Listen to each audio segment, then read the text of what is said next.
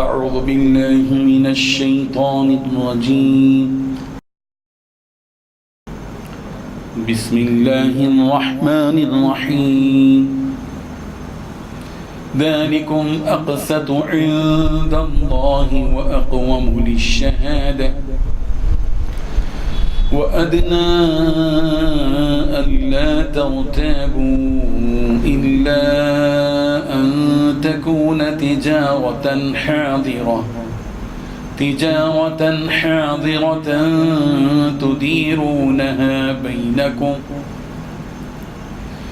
فليس عليكم جناح ألا تكتبوها وأشهدوا إذا تبايعتم ولا يضار كاتب ولا شهيد وإن تفعلوا فإنه فسوق بكم واتقوا الله ويعلمكم الله والله بكل شيء عليم صدق اللہ العظیم۔ حاضرین و ناظرین، یہ درس نمبر 198 ہے۔ سورہ بقرہ کی آیت نمبر 282 282 کا آخری حصہ جس کی تلاوت کی گئی۔ لفظی معنی کی جانب توجہ فرمائیے کہ ذالکم اقسط، یہ بات زیادہ قرین انصاف ہے۔ وَأَقْوَمُ عِنْدَ اللَّهِ، اللہ کے نزدیک، وَأَقْوَمُ اور لِلشَّهَادَةِ اور گواہی کو درست رکھنے کا بہترین ذریعہ ہے۔ وَأَدْنَى اور اس بات کے قریب ہے کہ اللہ ترتابو کہ تم شک میں نہ پڑ جاؤ۔ إِلَّا أَن تَكُونَ تِجَارَةً حَاضِرَةً، یہ اور بات ہے کہ اگر نقد لین دین ہو کہ تدیرونہا بینکم، جو تم آپس میں معاملہ کر رہے ہو، تو فلیس علیکم، پس تم پر نہیں ہے جناح، کوئی گناہ، کوئی حرج کہ اللہ تکتبوہا کہ تم اس کو نہ لکھو۔ واشہدوا اور گواہ بنا لیا کرو اذا تبایعتم، جب تم خرید و فروخت کا معاملہ کرو۔ ولا یضار کاتب ولا شہید، اور تکلیف نہ دی جائے کاتب کو، لکھنے والے کو، معاملے کے لکھنے والے کو، ولا شہید اور نہ گواہی دینے والے کو۔ وَإِن تَفْعَلُوا اور اگر تم ایسا کرو گے فَإِنَّهُ فُسُوقٌ بِكُمْ تو پس یہ تو تمہاری طرف سے گناہ کی بات ہوگی۔ وَاتَّقُوا اللَّهَ اور اللہ سے ڈرو۔ وَيُعَلِّمُكُمُ اللَّهُ اور اللہ تمہیں اس کی پوری تعلیم دیتا ہے۔ واللہ اور اللہ بِكُلِّ شَيْءٍ ہر چیز کو علیم جاننے والا ہے۔ سورہ بقرہ کی اس طویل ترین آیت کا یہ تیسرا اور آخری حصہ ہے۔ جیسے کہ ہم نے اس سے پہلے بات بتائی کہ پورے قرآن مجید کی سب سے طویل ترین آیت، لمبی آیت یہ ہے، جس کو ہم نے 3 حصوں میں تقسیم کر کے تفسیر کی ہے۔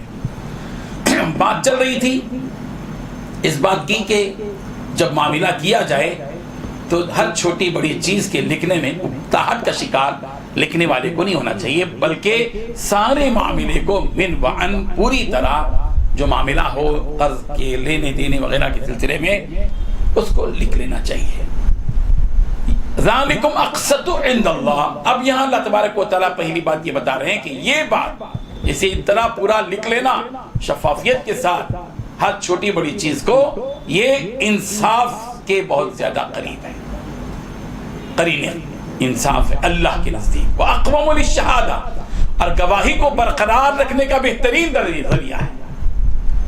اور وَأَدْنَى اور اس بات کے زیادہ قریب ہے کہ اللہ ترتابو آگے چل کر تم شک میں نہ پڑ جاؤ۔ معاملات اگر درست نہیں لکھے جائیں گے، ہر چھوٹی بڑی چیز کو شمار نہیں کیا جائے گا، تو ظاہر بات ہے کہ آگے چل کر معاملات کے سلسلے میں شک و شبے پڑ جائیں گے، اور یہ شک و شبہ بدگمانی کی جانب جائے گا، اور بدگمانی جھگڑے کی طرف۔ اس لیے بہترین اور سلامتی اسی میں ہے، طریقہ یہی ہے کہ اس کو لکھ لیا جائے اور اچھی طرح لکھ لیا جائے۔ ہاں اِلَّا أَن تَكُونَ تِجَارَةً حَاضِرَةً تُدِيرُونَهَا بَيْنَكُمْ، ہاں بعض ایسی لین دین ہوتی ہے جو بالکل نقد ہوتی ہے، چیز لی، سامنے چیز رکھتے ہیں، دکانوں میں ہم جاتے ہیں، صابن لیتے ہیں، یا آرڈر لیتے ہیں کوئی چیز یا کوئی اور چیز لیتے ہیں, چیز سامنے ہوتی ہے, پیسے دے دیے جاتے ہیں, یا اور اس میں کوئی گواہی کی ضرورت نہیں ہے. الا ان تکون تجارتا حاضرۃ تدیرونها بینکم, ہاں وہ تجارت جو بالکل نقد لین دین کی ہو, جو آپس میں بار بار معاملے کرتے ہو, اس میں کوئی حرج نہیں ہے, اس میں کوئی گواہ رکھنے کی ضرورت نہیں. فلیس علیکم جناح, بس ایسی صورت میں تم پر کوئی گناہ نہیں ہے کہ اللہ تکتبوها, کہ تم اس کو نہ لکھو. واشہدوا اذا تبایعتم, پھر اللہ تعالیٰ فرما رہے ہیں کہ جب تم کاروبار کا, خرید و فروخت کا کوئی معاملہ کیا کرو تو گواہ بنا لیا کرو. اور ایک بات اہم اللہ تعالیٰ یہاں بتا رہے ہیں, ولا یضار کاتب ولا شہید, نہ لکھنے والے کو اور نہ ہی گواہی دینے والے کو تکلیف نہیں پہنچائے گی, کوئی بھی تکلیف نہیں پہنچائیں گے. جو دونوں صاحب معاملہ ہیں, بعض مرتبہ آدمی ہمدردی میں معاملے کو لکھ دیتا ہے, کاتب بیچارہ گواہی دینے والے پر گواہی دیتا ہے. گواہی دینے والے کو اور معاملے کے لکھنے والے کو, کاتب کو کوئی بھی تکلیف نہ پہنچائے. ظاہر ہے کہ اگر تکلیف پہنچائیں گے تو آئندہ کوئی بھی نہیں آئے گا,